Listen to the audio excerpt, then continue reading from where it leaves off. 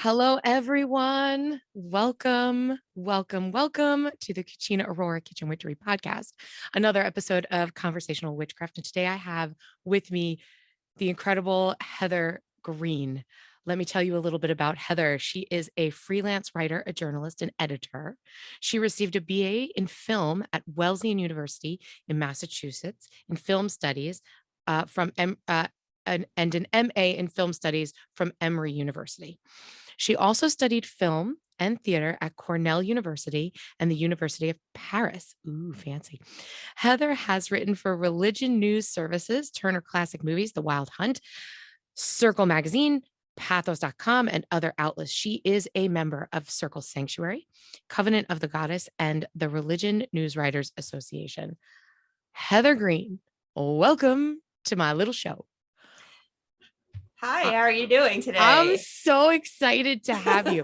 Okay, so I'm a kitchen witch, and we always talk about kitchen witchery, and I've had a bunch of different people on the show talking about everything from occultism to psychic witchcraft and everything. But I am a movie and television person. I love movies. I love that we are in the golden age of television right now, right? In the golden age of media and the golden age of television right now. There's so much good shit out there. And when Llewellyn came to me and said, here are a bunch of books that we think your listeners might be interested in, and presented me with Lights, Camera, Witchcraft, I nearly fell out my seat because I was like, this is an encyclopedia. I mean, it's like humongous. This, you can't see it right there. It is this ginormous, beefy, delicious book that's like an encyclopedia of witches in Hollywood, media, movies, television, and how we've been depicted and how that has shaped public opinion. And I was like, I need to talk to this woman because I'm just so excited. There's so much to cover. I don't know how we're going to do it in an hour. I really don't. I really don't. I'm ridiculously excited to talk to you. And I'm going to be like super honest. I have read like this much of your book because there's so much in there. It's so in depth that you get in there and you go down this rabbit hole and you're like, oh my God, she's so right. And so I'm just really excited. And I want to know, well, first I want to know about you and your journey, right? You started out going into film school. Were you a practicing witch at that time? Was that something you wanted to focus on? Like, what brought you to film school in the first place to study this subject matter? And then I want to know about the witchcraft journey and how you incorporated the two. Okay, so film school it's pretty, both are pretty easy. They're both, but they both of my interests sort of started independently of each other. So I grew up just loving movies and animation and television. My dad was in the industry. My grandparents, he was from Santa Monica. We used to visit LA all the time. So the sort of the lore, and my grandmother and grandfather used to talk about old Hollywood and introduce me to a lot of that lore too. In fact, my grandfather was a carpenter on a lot of the sets then. So the lore and the magic with a C, not with a K, of Hollywood was just in and around me as a child. And I just adored it. I also grew up doing theater and dance. So it sort of was, that those were part and parcel. And so I decided when I started school, that I would study film, and that led me to my film degrees, and I just loved every minute of it. And I thought I was going to be a film director and moved to Hollywood after school, which is, they say every film student goes in wanting to be a film director and comes out wanting to be a film producer.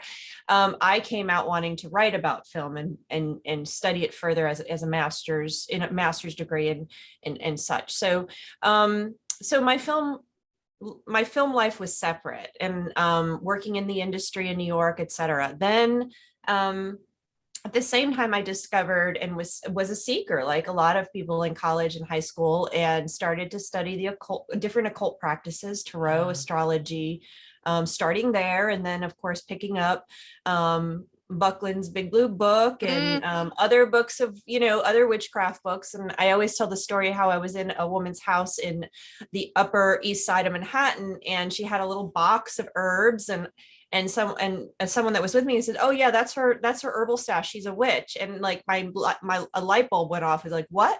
This is something you can actually be?" Right.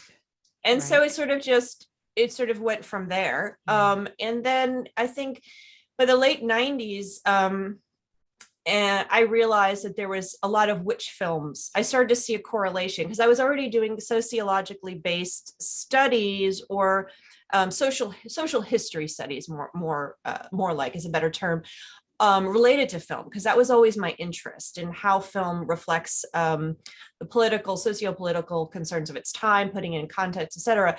So I was doing similar studies, and then I said, something's going on here. There's a lot of witch films. What's going on? And by that point, I'd studied enough witchcraft and cult practices to sort of see that in a different light, and that's when I started to really merge the two interests. But I really didn't start the full study until 2011, 12, 13, when we had another witch wave, which you can read about in my book. And I said, oh, it's happening again. So I'm going to actually do a full study and book this time. Yeah. Yeah.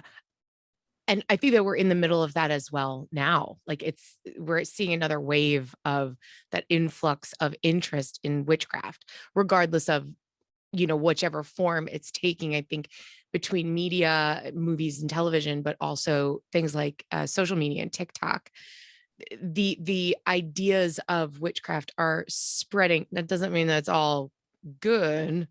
It doesn't mean it's all good information out there. But those ideas are spreading and changing. And, I feel like we've always been there's always something at any point in time that's like, oh, witchcraft is the largest growing religious spiritual path in the country. And I'm like, yeah, it's been forever. Like, hello, why do you think that? Why do you think that is? I find that really interesting that those things for you kind of happened.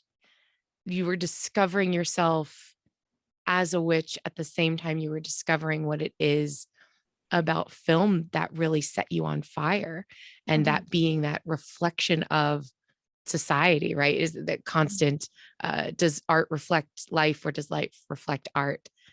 What do you have to say about that? Yeah, and that's exactly what I was curious about when I started the book. I wanted to let the films lead me. And I wanted to put them in context for that very reason, because how did Hollywood reflect the witch or represent the witch in the beginning? Because didn't exist, so it couldn't have made it up.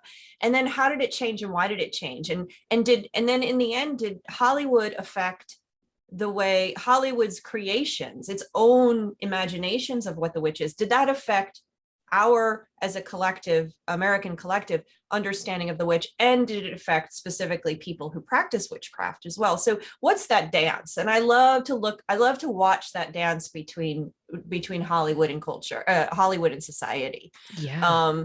And so that's what this is. This is really a social history. It's a story of the American woman in some cases. There's a lot of threads. There's religion, it's politics, and of course, how the witch emerges from all of that over time. It's an incredible study in that reflection, that dance between society and art. And I think that is very important to note that film is art. I think that the common people who don't study film just see it as movies, and there's so much in that medium. Just like theater, it's such a medium. Also, I'm a giant theater nerd, so if you want to go down that road, we'll go there too. But I want to get back to something that you just touched on, which is witches in the media and women, right? Because women, let's go back before film was even a thing, right? Women have been the main, or thought to have been the main, practitioners of witchcraft in ancient times, right? we would be the ones in the home. We would be the ones nurturing children. We would be the ones cooking meals, tending wounds, birthing babies, and all of that as we go through, progress through history, at some point becomes warped, I think. Oh, she knows how to, use herbs to cure a stomach ache. She's a witch, burn her, right? So see, I feel like you're the only guest I've ever had where I can actually throw movie quotes out at you, and I speak in movie quotes and sarcasm. So I'm very excited about that. But that's a truth, right? That there's a warp that happens in society before we even get to Hollywood. Where does that start? Does it start with fairy tales? Does it start with folk tales? Can you go back before film to find when that happens societally? I think that's extremely difficult to find, to pinpoint, the day and time that witchcraft was linked to women's power. You might even say it went back to biblical times. I haven't studied that enough to pinpoint that time, but I can say is that, recently speaking to a brilliant woman who practices and teaches a different types of mysticism in a different religious context, but she mentions how a lot of the cases women were forbidden to practice the dominant spirituality. They were forbidden to practice in the religious rituals of the community. Mm-hmm. They couldn't practice it. They couldn't lead them, even if they could attend. And so you wound up with women doing these practices, doing these things, saying these prayers in private, in the home, where they were allowed to be, where they dominated. And then those were their ways of connecting to spirituality, to find, to reach divinity, to connect with some kind of mysticism, to heal, whatever the case may be. And those, of course, then became labeled witchcraft. Right. So because it was a political thing, it was a demonization of, for lack of a better term, for women's practice, for women's religious or spiritual practice. So there's some history of that. Now, I'm not a historian in that area, so sure. I'm just loosely relaying what I've seen, as well as talking to some other people who have studied these things, even as far back as, biblical times, and of course, in folk practices going forward. So you have that even going into the medieval times. Yeah. And so witchcraft largely becomes connected to, and you can see it in the Malleus Maleficarum, and that's medieval. You have that connection between women's actions and witchcraft. That term becomes married. Now, there are men that practice. There Absolutely. Are other genders that practice. Absolutely. We see that more obviously today, but largely speaking, witchcraft has been a way of oppressing women throughout time, and Hollywood inherited that, and that can be seen in eventually finds its way into fairy tales and folklore, Macbeth, Shakespeare. So you have paintings, Goya's paintings. You see it a lot in Western culture, and even today you see it in across the world still with witch hunts. And witch-related violence that exists today is most dominantly forced upon women, even though sometimes men, sometimes other genders, as I said, but mostly women. So the connection was there, and Hollywood inherited that and brought it in. And there you go. Right. I mean, and then they're off and running. Right. And then they're off and running. And there is a correlation, I think. And I've had in discussions with other people who maybe study, I've had a couple of conversations recently with women specifically who are studying goddess practices and healing through goddess lore and things like that.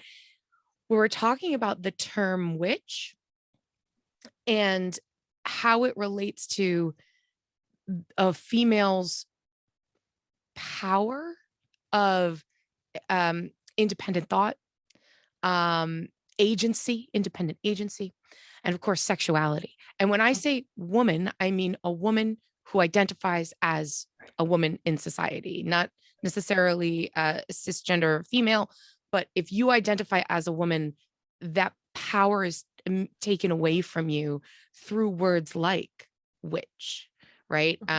You would say, I mean, we've all heard it, like, oh, she's such a witch, and you're like, well, until you know that that's not, but you have an experience where you meet somebody and you're like, wait, that's a thing. You don't realize that it can be a positive thing. And I think even today, those of us that are out witches, we hesitate to tell people. I can remember working in a corporate world before leaving that and going out on, creating my own company and everything, and hiding my pentacle. Didn't want to ask anybody to ask me questions about my religious beliefs. Didn't want to ask to take off for holidays that were important to me. I couldn't walk in and be like, oh, Wednesday's May 1st and I need to take off for Beltane. My boss would be like, what the hell's wrong with you? Right. So we see that disempowerment happening in society for centuries to women. And you're right. Then the media just sort of rides that wave, or does that come from the fact that we are disempowered in life?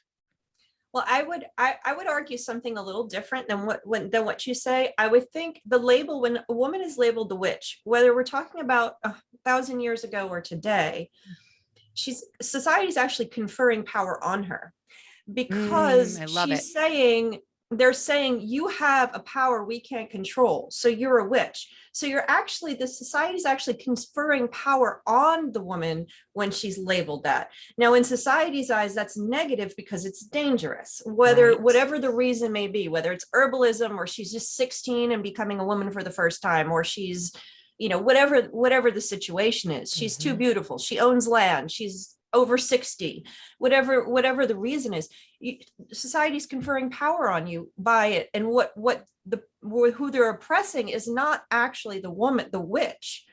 Okay, sure, she might be burned at the stake, but what they're doing is not oppressing her. They're oppressing the rest of women, to keep women from seizing that power. So who's getting oppressed is not the woman being called a witch, but the other women in society. And not just the women in this case, anyone who's deemed to be marginalized, anyone who is deemed to not fit in, is the ones being oppressed by the term used against the witch. The witch, they're actually saying you have power. So that's what happens in the 60s and 70s and moving forward.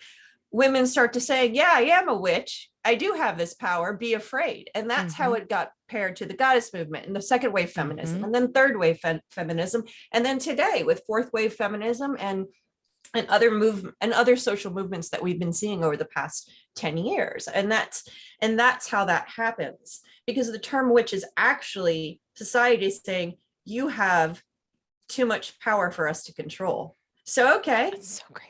That's so great. You just flipped that completely on its head. And I love that. I love the challenge of thinking of that differently. It's taking it back, right? It's saying, yeah, you're right. I do have the power. Yeah, I am empowered by this. This is who we are. We are the witches. We are powerful, and don't fuck with us. I mean, like, you know what I mean? Like, don't fuck with us. There was something I was just going to say, and I lost it. I'm so The key is not to be killed when they call you that. Right.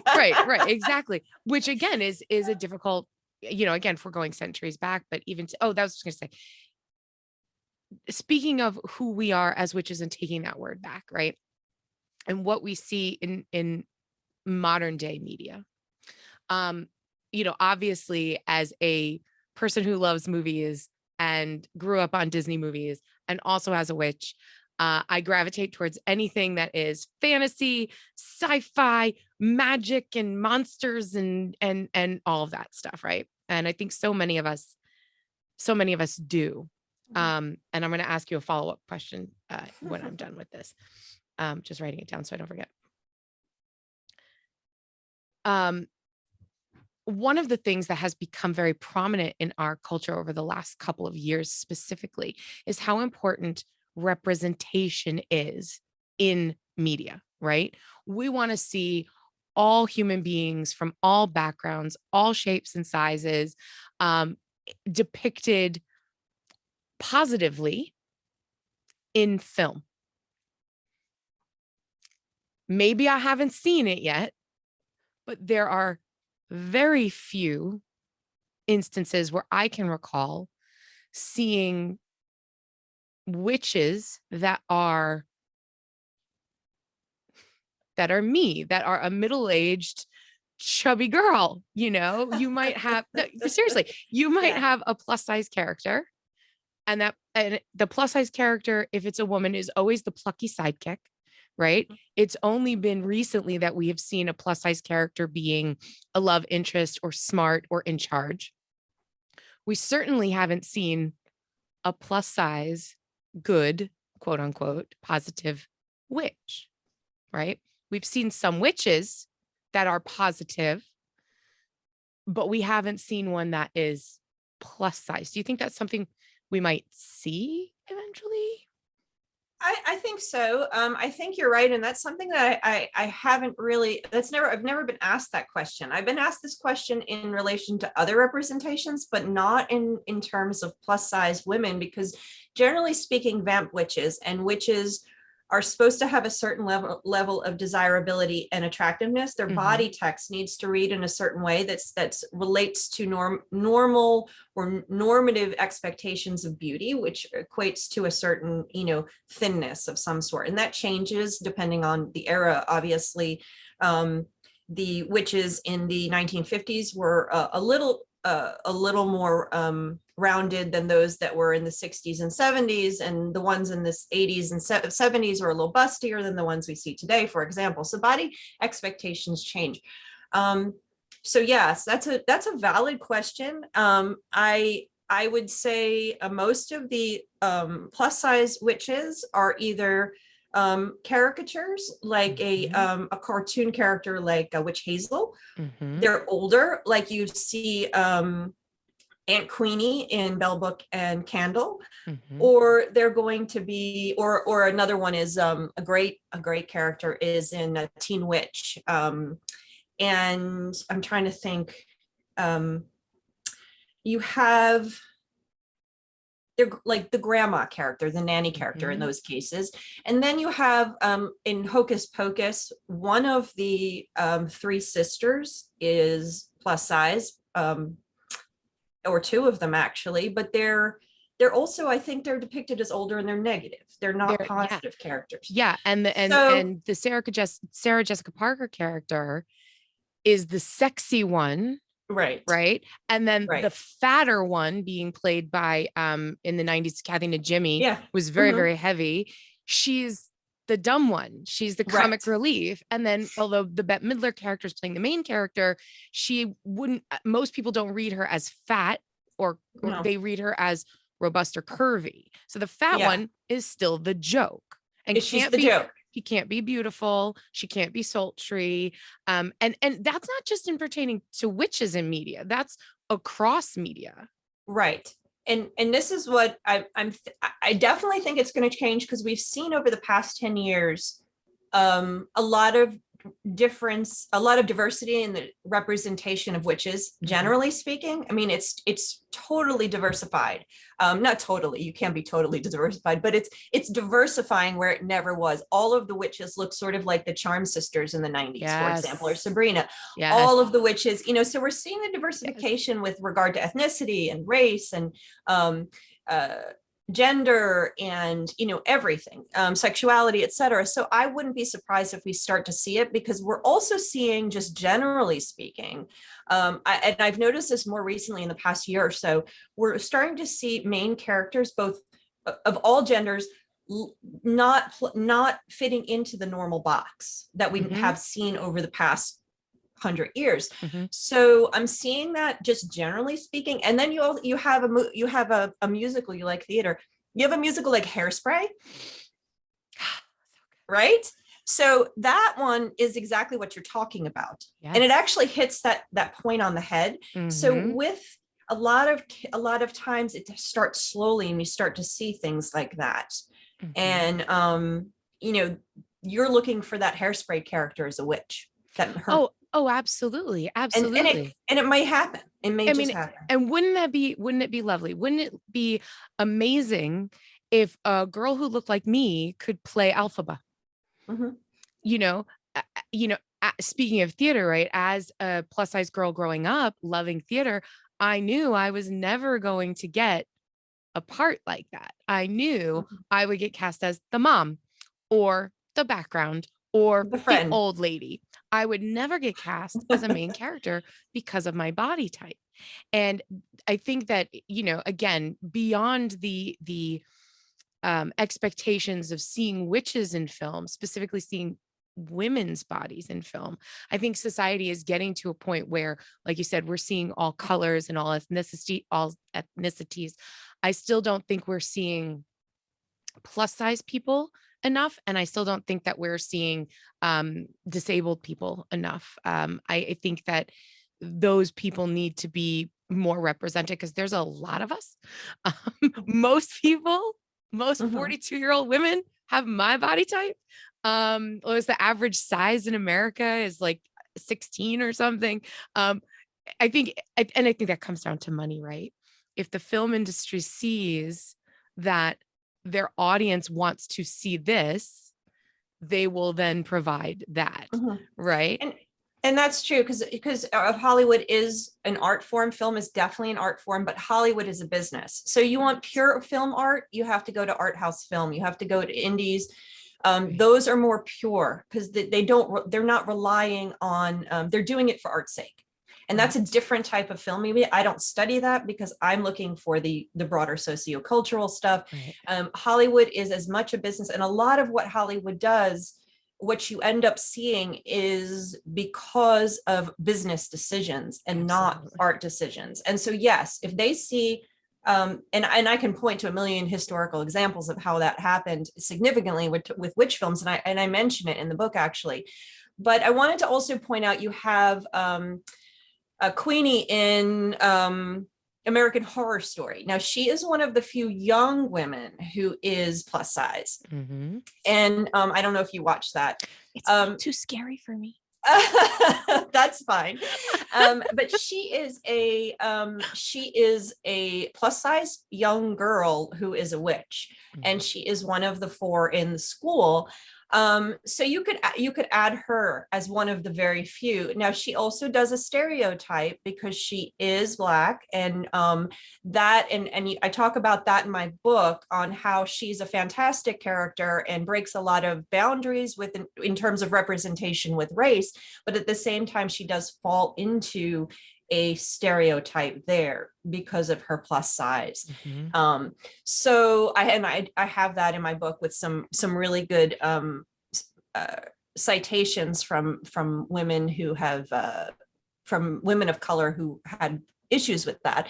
So you have her as well. So she is probably one of the only ones that I can think of off the top of my head who falls into the plus size positive. Which is fantastic. And that's been in the past 10 years. So that's what we're looking for. Yes. Disney has yet to do it with their main characters. And in Hollywood still let's say this is that the conversation is being had, I think. It hasn't been hit on its head, but it's being had. And there's an episode of Game of Thrones where the Red Witch, Melisandre. And I talk about this episode all the time in this scene where she takes off her necklace and we see her as an aged woman, because you also have an issue with representation of age in a negative way or being pushed aside. And so this short little scene, although it's based on age and beauty, but it is a broader discussion about the body, the woman's body as text, and the woman's body as something that represents more than just her womanhood. It actually is relational to society and how she's seen and her power. And she's taking off this necklace, and in that she's sighing because she knows that the only way she can have power is to look a certain way. And so she uses her magic to look a certain way so she can have power in society. And it's sort of a broader reflection and projection of this, what we're discussing, this contemplation that every woman has. I don't know if that made sense, It but you makes have to perfect see the sense. Is it? scene. Yeah, I know. And I know exactly the scene you're talking about. It's at the end. She takes the necklace off and she reveals that she's actually an old 800. haggard woman. And Yeah. then she dies. Am I right? It's at the moment No, I I don't don't know if know. She doesn't die, but she just climbs into bed and she looks sort of forlorn and like, oh, I have to yes, do yes, this yes, again. yes. And And that it's she that has to same, do it every day. Right. right. And it's the case Yeah. of, women looking in the mirror every day. We've got to squeeze into that, or you've got to put Ugh. the makeup on, or you've got to whatever, or I don't have the body type or the skin tone or the hair color or the nose or whatever it is. You have to go through these, jump through these hoops in order to have what you want in society. And that's what that little scene does. And that's what we're talking about. So the contemplations, the discussions around this are showing up. They're being had. The diversification of representation of witches is happening. But you've made a great point. They really haven't hit that one. I mean, if you go to a pagan festival and you look around, nobody looks like these wafy little Sabrina the Teenage witches from the 90s. Nobody looks. I've been in this community for over 20 years. I promise you, no one looks like that. Like seriously. And that's one of the things that about the witchcraft community that is so wonderful, is how accepting, loving, and open it is for people from every background, every body type, every path. You don't have to follow the same kind of witchcraft. You don't have to follow the same kinds of practices, but you're welcome to come and join me for mine.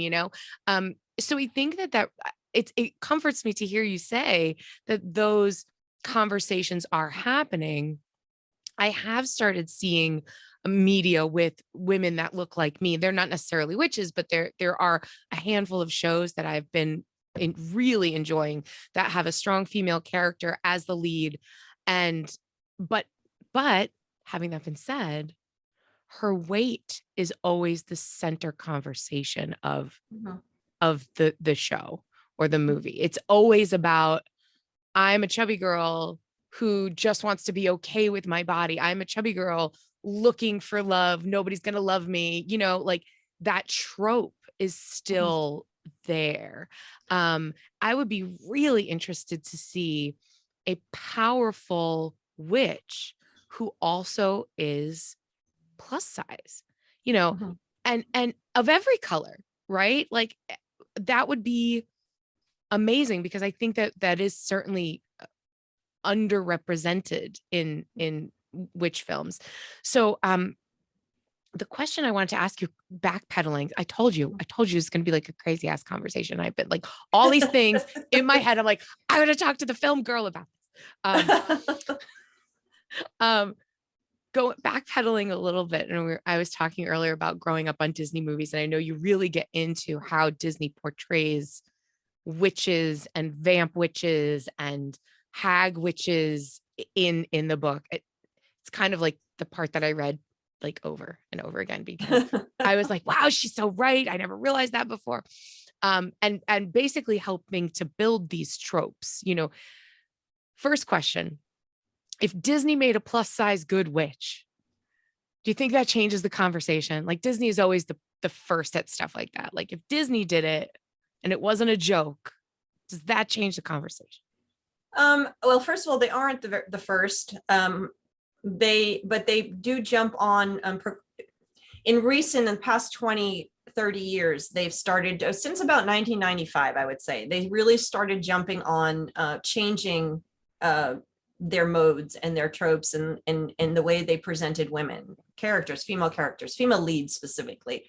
They've been almost overcompensating at points, I would say, but yeah.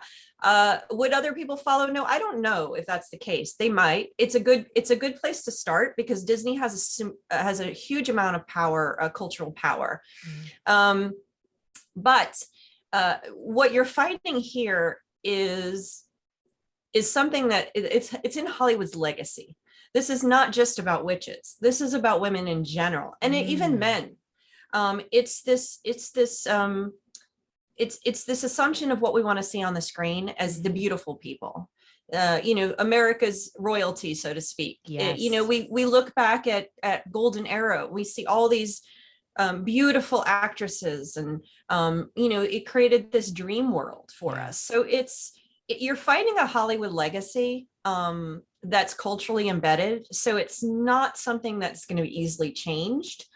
Could Hollywood, could Disney do it? Disney is a surefire good start, because that is one of our, largest cultural product makers. And, they recently changed, they made, let's see, in the late 2000s, they had their first Black princess. And they went back to hand-drawn animation too, which was, I love so their cool. hand-drawn animation. Yes. So just gotta say that. I see your sorcerer Mickey behind you. Oh yeah, there he is. There I'm he a is. big It's Disney him. fan. Yeah. I did a lot of Disney research back in the day. They also did in Frozen, you have a witch figure who decides to own her magic and not end up married or with a prince. And they threw a whole lot of stuff on the head. They crashed a lot of their past tropes in that one. They cracked through a lot of barriers and boundaries. They did it in Maleficent, in the live action one, as well. So brilliant. I didn't see the second one, but Maleficent is one of my favorite witches, right? Like she's not technically a witch, right? She's technically not a witch. She's a bad fairy. Growing up, right? And again, maybe this was you. Maybe it was definitely me. I was always like a fan of the witches. I was always like, I don't want to be the princess. I want to be the woman in the castle with the fire and the crows, and I want to be her because she's a badass, and maybe that comes from what we take in of these characters. Although they are painted evil, they have agency, they have power, they are other, they are different, right? And that tends to be the thing that makes them evil, that they are ostracized for their difference. And that then creates this makes them fucking angry. And then they're like, well, screw you guys. I'm just going to curse everybody and burn the place down, Right. And that's exactly what we were talking about earlier. When we call them witches, when we call them bad fairies, when we call them evil, we're actually giving them power. We're empowering these characters. And so when you look at a Snow White and the Seven Dwarfs, 1937, and you're a little girl or you're a grown woman, whoever's watching it, and you're looking at the two options, right? You have this, beautiful little girl is singing to birds, and we all love that. She sings to birds and she walks around, but she absolutely does nothing. She's just completely the ploy. She's a prop, a character prop of everybody else's agency. Right. And then you have the evil character who is doing stuff on her own. She's can turn herself into things. She's got a crow that's a friend. She has a magic mirror. She takes action. She changes the plot. Right. Which one has more power? Who do you want to be? Right. And so that's what I talk about in the book, about subversive readings of a lot of these films. So you take a movie like 1942, I Married a Witch. The period of the time when you have this witch character, Jennifer, she's doing all these little things. She's definitely, I wouldn't call her evil, but you'd say she's a vamp witch who's kind of mischievous, let's say, because it's a comedy. So she's not really evil. Sure. She's doing all this mischievous stuff. She's doing spells. She's talking about playing with men's hearts. She's active. She's an active character who does her own thing. She's not doing what her dad says, which is hysterical. Some of the comedy. His drunk scene is fantastic in that, by the way. He's a male. I'm gonna have to write male it down. Witches. I've never seen this. I Married a Witch. Yeah, watch it. It's a comedy. And he has one of the few male witches, father witches, which is very rare back then. Anyway, he's hysterical. So she does all this action. She's taking, even though she winds up accidentally putting a love spell on herself. That's part of the comedy. She has agency over her own desires. Right. She knows what she looks like. She owns her sexuality. She owns her life as a witch. And so that gives the woman who's watching this, who in 1942 wasn't allowed, she had limited actions she could take within society. She had to be a wife, she had to be a mother, she was expected to do this, that, and the other thing. Right. Careers were limited. She had this point where she could lose all of that for a second. Mm-hmm. And have this subversive reading, and have this, or engage in this subversive reading where she could say, I feel empowered right now. This is fun. Of course, the film ends with the witch losing her power and getting married, because that's what she's supposed to do. So it ends tying it in a bow and saying, okay, you had your fun. Now go back to what you're supposed to do. Be a good girl. Don't be a witch. Right. So that's what these films are, oppressive, but they provide that momentary, time when the marginalized audience member can be free. And so you have that in I Married a Witch, you have that in Bell Book and Candle, in all of these older films. Bewitched starts to loosen up a little bit. Classic. And you start to, and you even have it later. I mean, and then we see it like when we watch things like Hocus Pocus, people love the witches in that. Mm-hmm. Right, you're rooting for them. You're rooting and the cat. In a way, you kind of are. You kind of aren't. But it's the same thing. Wicked Witch of the West. You're not rooting for her because you don't want Dorothy to die when she's. Well, but at the same time, you want the Scarecrow to live. Yeah, we love the Scarecrow. Dorothy, he lives. She's kind of annoying. But so you have these, and we see it even to today, and I think that's a lot of the reason why we're having these reimagined stories like Maleficent, where we're saying, wait a minute, maybe the witch was right all along. Hold on a second. And that's what's happening over the last 10 years. Right. That's why American Horror Story Coven was and Salem, those shows were reimagining or reinvestigating our history from a different angle and showing us new stuff. We have Maleficent. You see it with the backstories even outside of witchcraft, like the Joker backstory, and a lot of these things where and in some of these cases, it's like, okay, so I don't agree with what she's doing, the witch, but I know why she does it now. It's the context. It's contextualizing the action or inaction so that you can see a humanness in that character and feel something for them. Like, I love that you brought up the Joker. Obviously, a huge fan of all comic book stuff as well. I'm a giant dork, like giant dork. You want to talk Marvel? We could be here for another hour. Okay. That's another thing. How come there are no fat superheroes? Why superheroes gotta be fit? Or zombies. Saying, come on. Right. So what? There's no fat zombies? Some fat guy didn't die and get to be a zombie? I'm just saying, whatever. Okay. I reel it in. Like I said, it's more pervasive than just witches. This is a bigger problem. It's a bigger problem. I only noticed it when I started watching this great show on Hulu. It's called Shrill. It's starring Adie Bryant, and she's the lead character. And she's a plus size, robust woman, and she's having sex, and they have her in bathing suits, and they have her being sexual and finding her power. And it's not about the fact that she's fat. Right. It's about her living her life as a fat woman. Mm-hmm. And I was like, how come I've never seen this before? And then it sort of started me on that path of trying to find that. Oh, but I digress.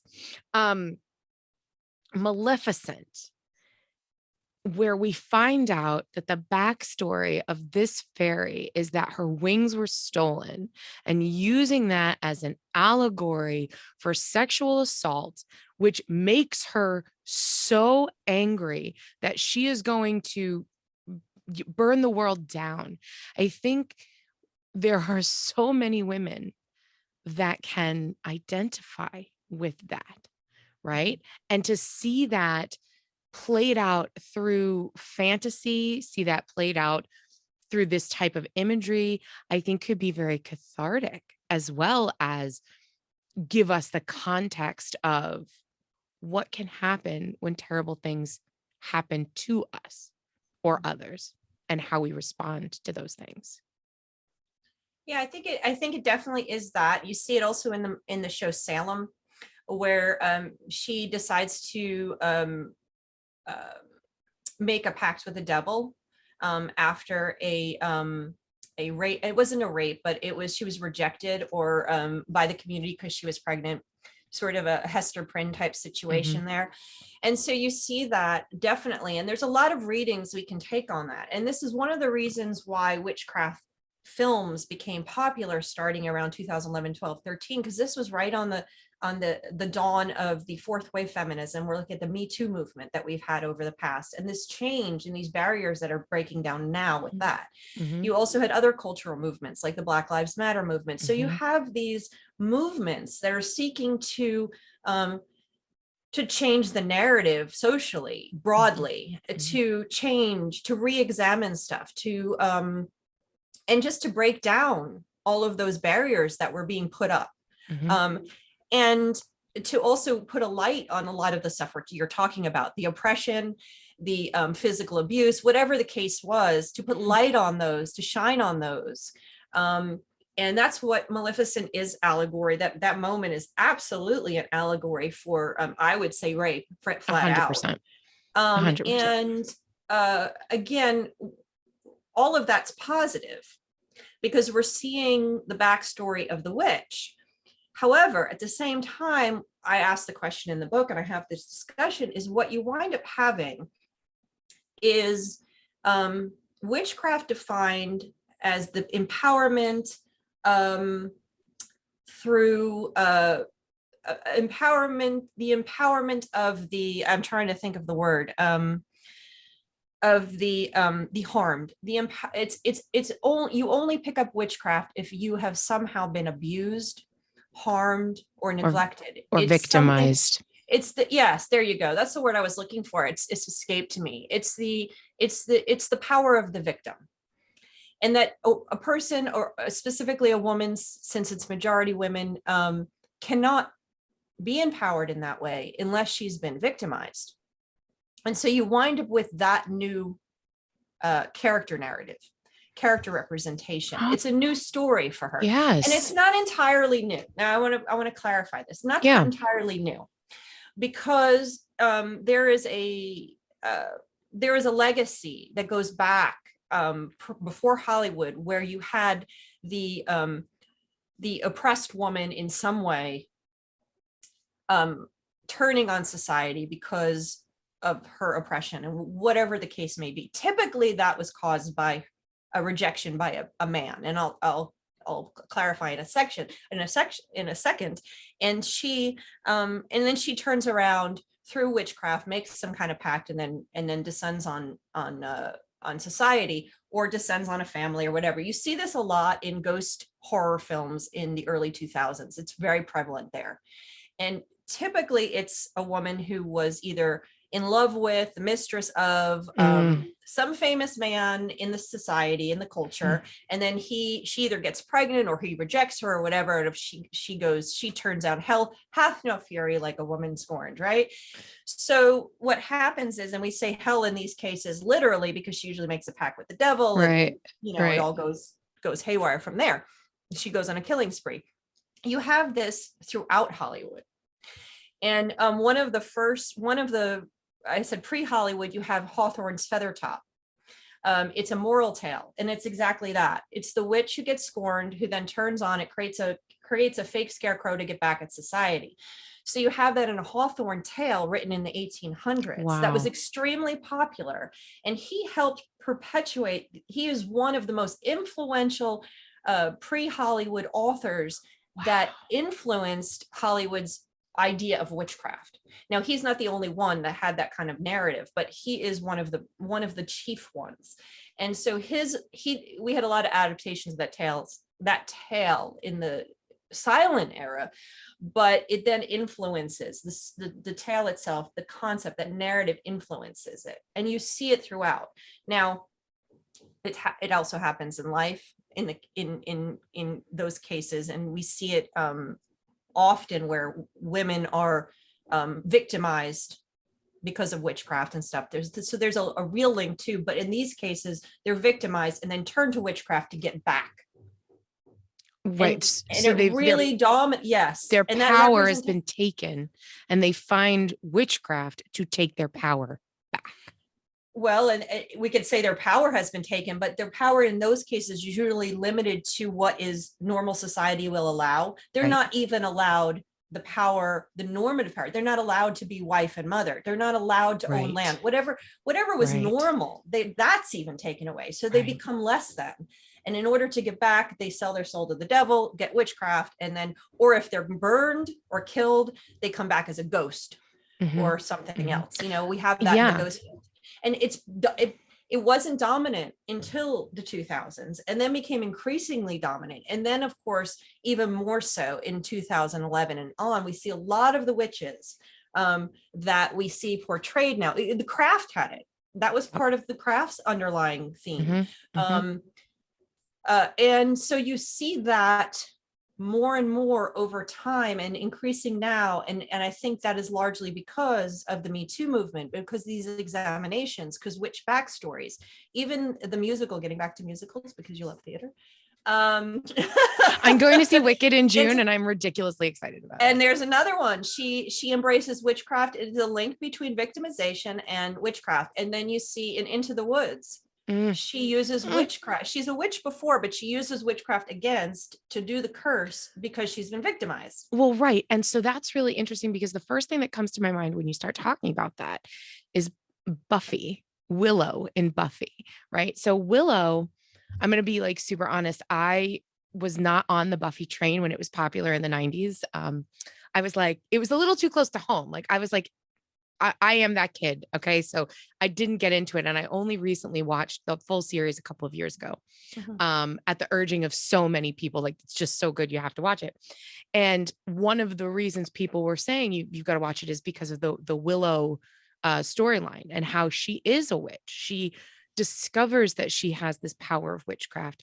It's not until she loses her girlfriend, her lover, the love of her life, who happens to be female. So we could put a whole other layer of sexuality on top of this, in dealing with the tropes of same-sex couples that happen to be female in film and television. But it's only after she loses her person that she becomes Dark Willow and goes mad and seeks vengeance and starts abusing magic, abusing power, and becoming this evil force. Has film, does the imagery of the witch using their power for, it's always for negative. It's always creating something bad. It's always being evil. It's always being vengeful. Is there an example that you could think of where a witch is victimized and then uses her power to heal, to make sure this doesn't happen again? Can you give an example of that? Frozen. She escapes and doesn't want to use her power for evil. And then eventually when they finally, she never lashes out directly on purpose. And so even when she creates the monster, she is not really doing it to harm her sister. And she doesn't want to harm the town. When she finds out the town is being harmed by her magic, she is devastated, which causes her even more depression or whatever she goes through, anger. And then eventually she comes back and fixes everything. So she is one example. She was victimized. They called her a sorceress and a witch. She was forced to stay inside because she was, so that was a type of victimization. Oh, sure. She was neglected. She was neglected and shunned by her denied a parents childhood for her power, for her independent agency, for being different. Yes. Right. Okay. So Heather, I never fucking thought about Frozen like that. And it actually hurts. It actually hurts my brain. I'm like, oh my God. Poor Elsa. Frozen. No, that's today. And you can't say poor Elsa. Yeah, she was like that. But then you know what? But as a child, I identify so hard. I identify your parents didn't care for you. They didn't love you because you were weird. I get that. Right. Like I feel that freeze the entire right. Like freeze by yourself alone in your room. Like I feel that so hard. And I never really thought of her in those terms before. I would not have, although it's true, I would not have, in going through the Rolodex of my mind of all this media, I would not have said that Elsa was a victim until this moment. And now seeing that, it's that's a little eye-opening, because again, it does go back to this: you have to go through something to realize what power and strength you have. And as we're seeing it change in the media, that you can use that power for good, and you don't have to be the trope of the crazy girl who's burning everything down, because that's really what it is, right? That disempowerment. Right, right. And you know, there's, you could say Wicked is like that too. She never wants, and there's a Never. song For Good, you know, she never really wants to do anything bad. And she even sings about this at one point in the musical, where she says, and they're making it out of into a movie, so we can talk about it still. It Do you know who's going to play Alphaba? Because I swear to God, they if it's not Leah Michelle, I'm out. No, I can't remember. I don't think it is, but you have to, they announced it. I believe they announced it. So we can talk about that another time, but, right. We need to have this whole conversation about theater. Like, we need to have you on again and just do theater. Do Witches in theater. I love it. Yes. But anyway, she talks about For Good, and she talks about at one point how she keeps trying to do good things with her magic, but they keep failing. But they're not failing. It's that they're not turning out exactly the way she expected. You know, be careful what you wish for type of situation, which is common in magical ethics anyway. Right. If anybody has ever done any your magic, intent is well spelled out. Right. Exactly. It's really the way you look at it, what she was doing, how she acted. It was more, whether it was evil or good was depending on where you were positioned in watching her. And so that's what that whole entire musical talks about. It's the politicization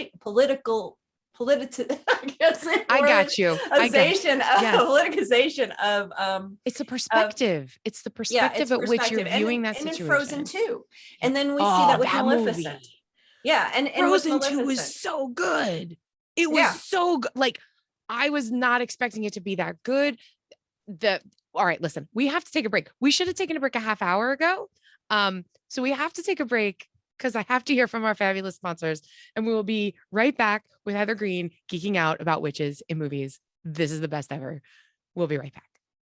We are back on an episode of Conversational Witchcraft with like the best conversation ever. Not to diss my other guests because they're all amazing, but Heather Greene is here, and we're talking about witches and media and how women and witches have been portrayed in media and how we view them.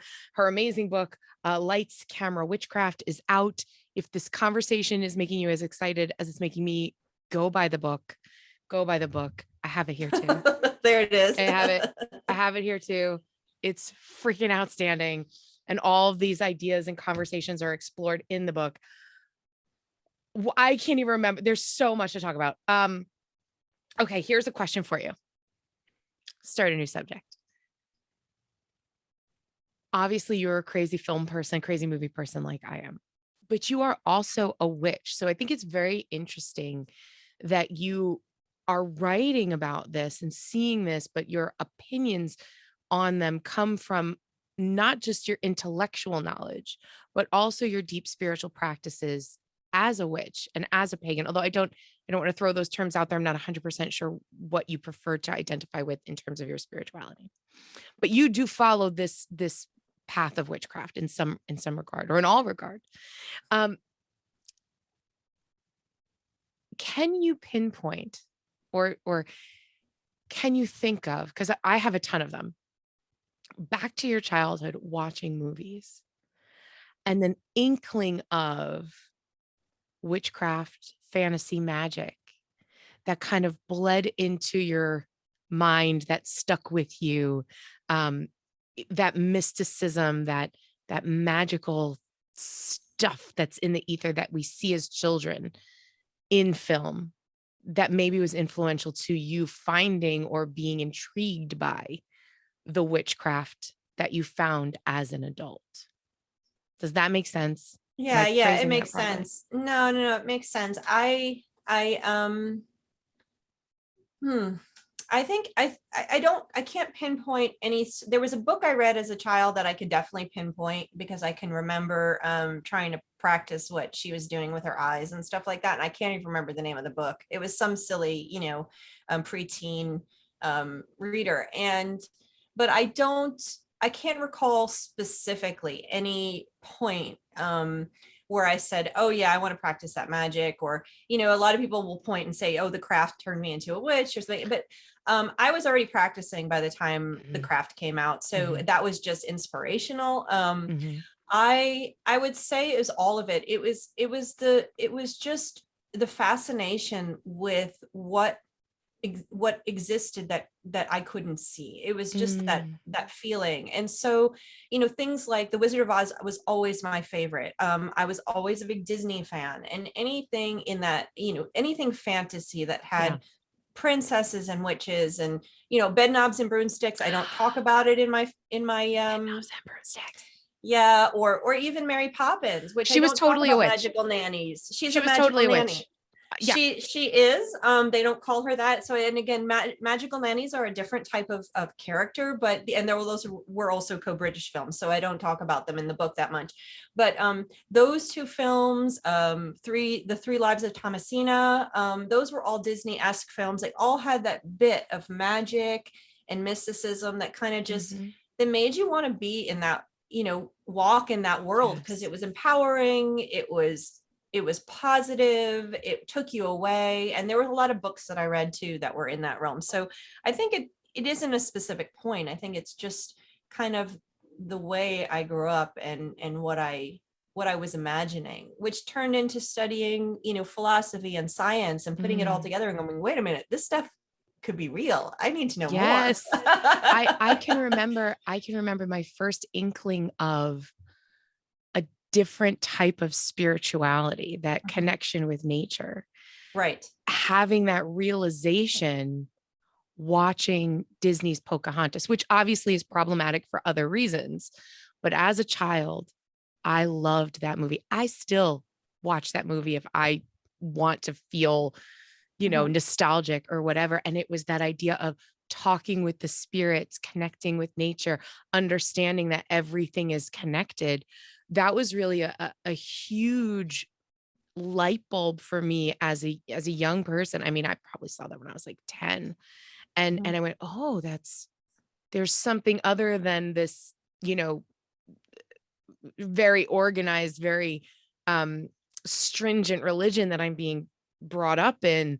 That makes sense to me. And then things like you said, like, oh God, Willow and Legend and Labyrinth and all those great movies of fantasy, of high fantasy from when I grew up in the 80s and 90s. Like you said, you just want to be in that world. And so much of it is around the power to change things, the power to manifest things, the power to make things come out of thin air. Right. Right. And the magic you find in high fantasy, and one of my big favorite, the Muppets were a big fan of the Muppets. So the Dark Crystal, 1982 was something I watched. I can't watch it right anymore really for very long, but has definitely not aged quite that well, but it's a fantastic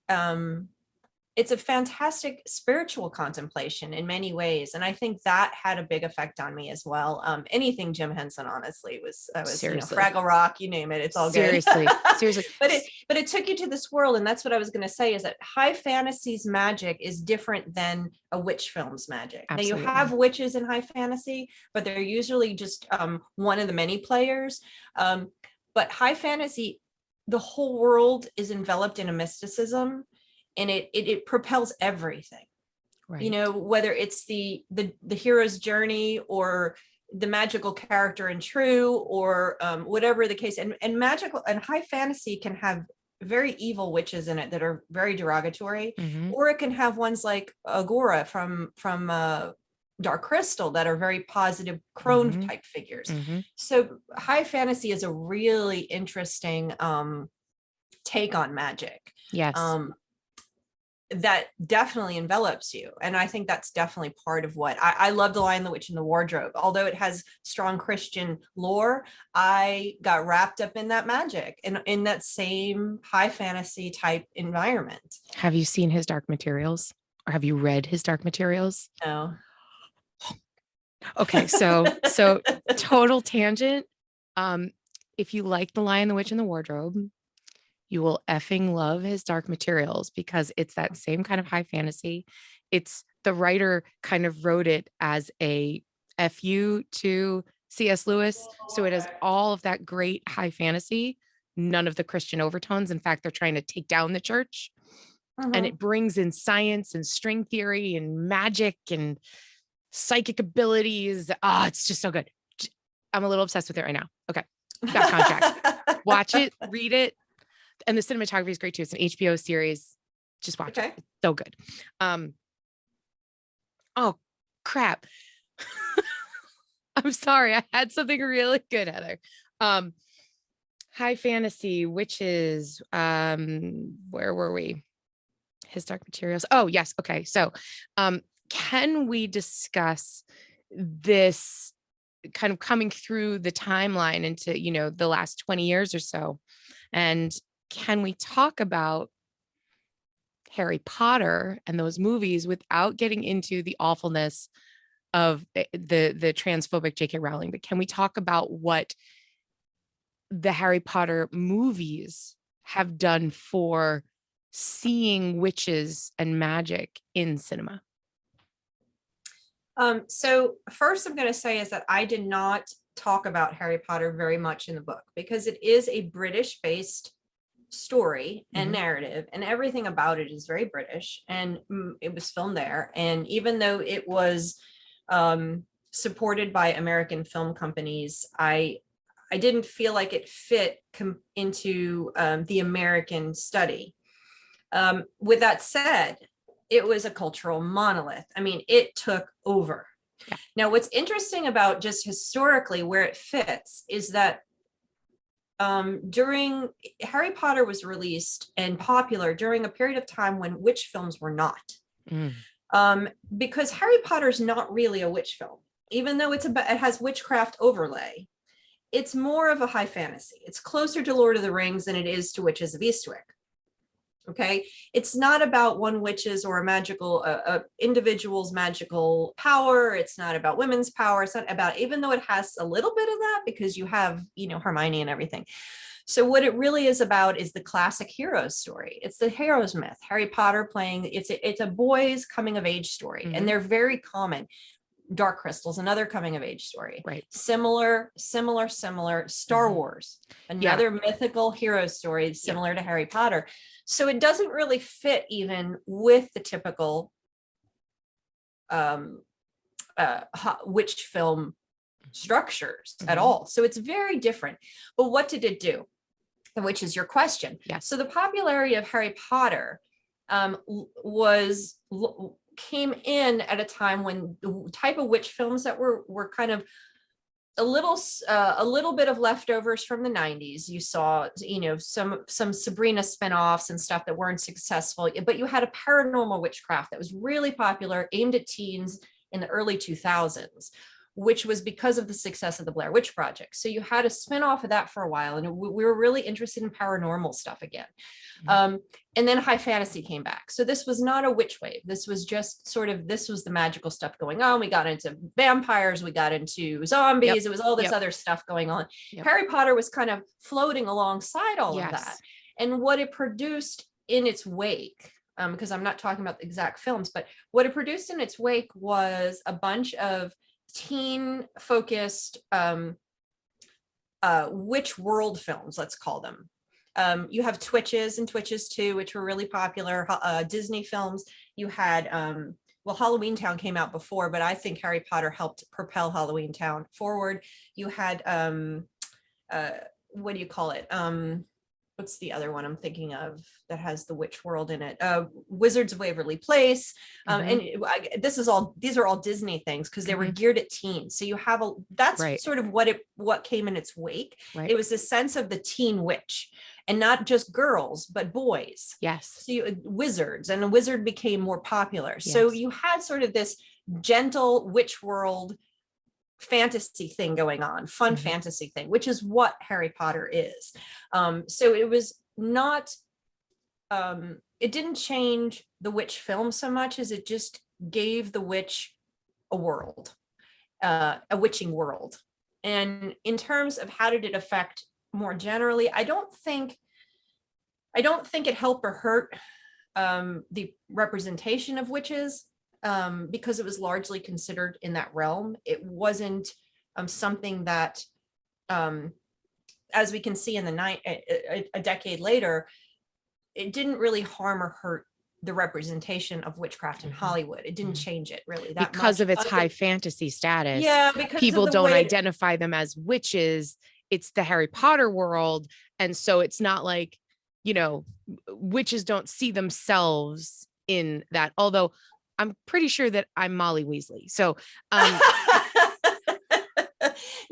but there's more to it than that. I mean, that's a simple thing is what it did, generally speaking. During the 2000s, most witch films, most that were produced in the wake of Harry Potter, and including Harry Potter, were geared towards teens. And so that was the big shift, is you had this girl power movement that was linked to witchcraft powerfully in the 90s. And that sort of, in that wake, we wound up with a decade long of witchcraft films that were produced, although not as many, that were more about engaging with that teen world, about more like what you might have seen in Sabrina. So they were engaging, they were giving the teen a magical world where they can escape into and be magical. So that's what Harry Potter did. Right. So it was a whole decade of this kind of fantasy stuff going on. And that was when Lion, the Witch, and Wardrobe was released. That's when Lord of the Rings came out. You had this kind of witching magical world that, and specifically for the witches, there was these teen worlds that were being created. Twitches is a great example of that. What's interesting also, this is when you start to see once again an increase in male witches, because that is directly linked to Harry Potter. Right.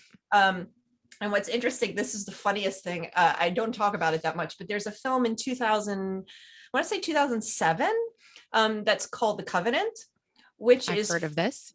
It's for male, instead of women, it's for male witches that are the focus, and it's about one specific one. It's kind of like The Craft with boys.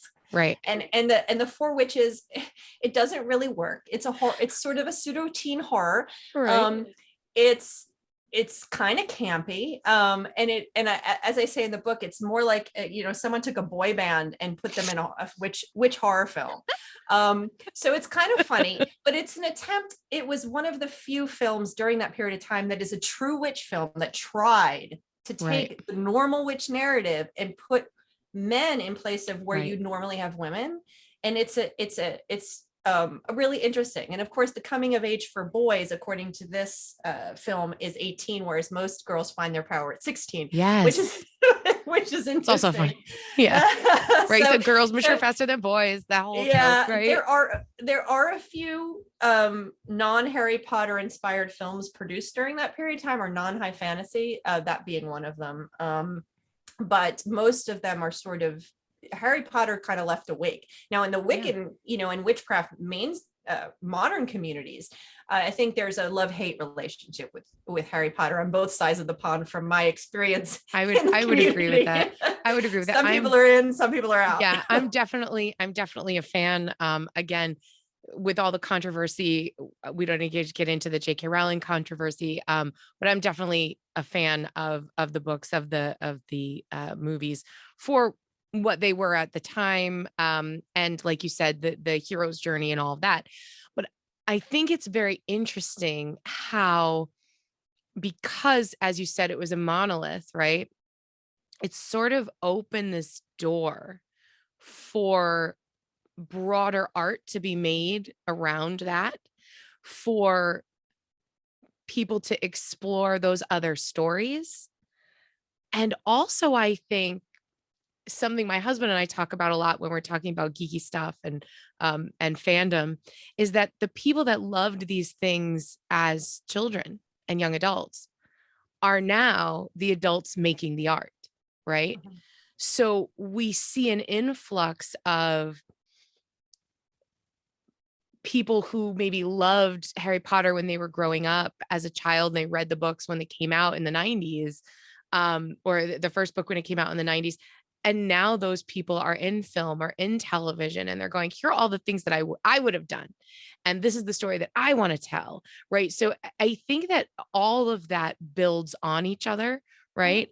And that to me is really, really fascinating. To say, well, this is the story that if I had made that movie or if I had Mhm. made that TV show, these are the characters I would have put in, and this is how I would have made the witch sympathetic, or this is the story that this is what happened to me, and I think it kind of has given that openness to be able to do that. Mhm. And there are directors that have said that, once you got into the 70s and directors, there were the young directors were the first ones that had grown up with television and movies that could then go on to be auteurs, would go back, like Spielberg and stuff would say, oh, I liked this. I liked watching sci-fi shows as a child. Now I'm going to go make sci-fi movies, Right. or whatever, in all the different things he's done. And there have been other directors that have cited that exact thing, is that they love this stuff. Nostalgia hits hard. And I think that's why we see cycles in Hollywood and in television. You have, even in the Witch Wave has happened all about 20 years apart. Now, I don't think that's nostalgia necessarily. I think that's more a factor of what was going on in society and how we relate to witchcraft as a world, as a community, or as a culture. But they're 20 years apart, which is about that generational cyclical time, which is interesting. We need another couple cycles before I can say any more about that. Is there any film particularly in which you identify personally with the witch or her journey? I think powerfully, the Melisandre moment is probably the most profoundly spiritual, that I was like, almost in tears over. I'm like, wow, that's really profound. I don't know that I guess, yeah, I could say I identify with it. I don't, I think perhaps elements of Jillian in Bell Book and Candle, definitely so. I think there's elements of that, I would say, are, so it's, for me, it's pieces. My favorite movie is The Wizard of Oz, since I was a child. And I'll tell you a little secret, is that my dad recorded it on CBS in 1979 off the air, because they used to air it every year on television there on Halloween. Yes. So he recorded it on on VHS. We all hopefully remember what that was. And he recorded it with the commercials, and I still have that tape. I don't have a VCR right now, so I can't play it. You get a VCR for like $25. I'm gonna send you one. I have a DVD player. I just got one, but I don't have a VCR player, but I still have the tape. And I've held that tape for so long because I just love to watch that old CBC, because I was like a little girl, and that's my memory. So Wizard of Oz is really something true to my heart. When Wicked came out, I think Elphaba also in the musical, I think I personally would closer relate to her a little bit. So, those are, but again, it's pieces. I'd say a little bit here, a little bit there. Right. And it's hard for me. I'm a Gemini. I can't pick just one. You can't pick just one. I don't know if I have one witch movie that I say that I would identify. I mean, again, like I said, character wise, I used to be like, oh, maybe I'm Hermione, or maybe I'm more like the jokester, like Ron and Harry Potter. But the truth is, I've realized in the last 2 years, I'm definitely Molly Weasley, because I'm, always cooking for people, and I'm always worried about where people are, and, but don't mess with me, although I don't identify with the main characters. Practical Magic has got to be one of my favorite witch movies. Mhm. And if I had to, and the truth is that I really do, I identify with the ants. But again, like I don't see myself as the pretty lovelorn witches of the two main characters. I see myself as more of the eccentric, you know I guess the wise old lady who's like, okay, well, I'm here if you need me, let's have midnight margaritas, I told you so, like that's okay. I'm a little Scorpio, so um No, I love that one. Was a big, I was a big hit when it came out for a lot of people. And I can definitely, I think at the time I probably would have identified with the girls, with the sisters. But as you get older, and I'm sure, the ants are super fantastic. wait, So don't you want any, to be them when you grow up? oh, exactly. And the Chilling Adventures of Sabrina, the ants, some of the ants antics in Sabrina too are fun in both, I guess. So those are fun. Yes. Definitely. Yes, the best. Mhm. Heather Greene, you're effing awesome. I know that we have to go because we've been doing this for a while.